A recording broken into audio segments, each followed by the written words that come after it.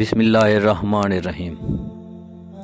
वहदत परस्त हैं हम, वाहिद खुदा हमारा, हम काफिरों के काफिर, काफिर खुदा हमारा। दोस्तों, ये अजीब सा शेर किसका है, इसके मुतालिक किसी को भी खबर नहीं। इस शेर को अल्लामा इकबाल के नाम के साथ मंसूब किया जाता है और कहा जाता है कि इकबाल का शेर है, जबकि इकबाल की पूरी कुलियात खंगाल लें, तमाम फ़ारसी और उर्दू के शेरी मजमूए देख लें, कहीं पर भी ये शेर आपको नज़र नहीं आएगा।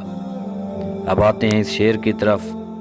क्या ये शेर मानी के एतबार से दुरुस्त है या नहीं? पहले इसका मतलब समझ लें। हम वाहिद खुदा के मानने वाले हैं और हमारा खुदा वाहिद है। यहाँ तक तो बात ठीक है और शायर ने पहला मिसरा बिल्कुल ठीक कहा। दूसरे मिसरे में लफ्ज़ काफिर में अबहाम है। काफिर के मानी है इनकार करने वाला, मुनकिर। शायर ने कहा, हम काफिरों का इनकार करने वाले हैं और हमारा खुदा भी काफिर यानी इनकार करने वाला है। अगर तहकीक करें तो ये लफ्ज़ काफिर सिर्फ काफिरों के साथ ही मखसूस है।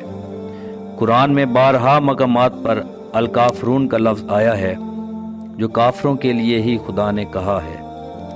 कहीं भी मुसलमानों मोमनों के लिए ये लफ्ज़ नहीं आया और ना ही हदीस की किसी किताब के अंदर ऐसा कहा गया है। लिहाजा ना ज़ाहिरी एतबार से और ना ही मानवी एतबार से ये शेर दुरुस्त है। कोशिश करें कि इस शेर का बयान ना किया जाए। खुदा हम सब का हामी और नासिर हो।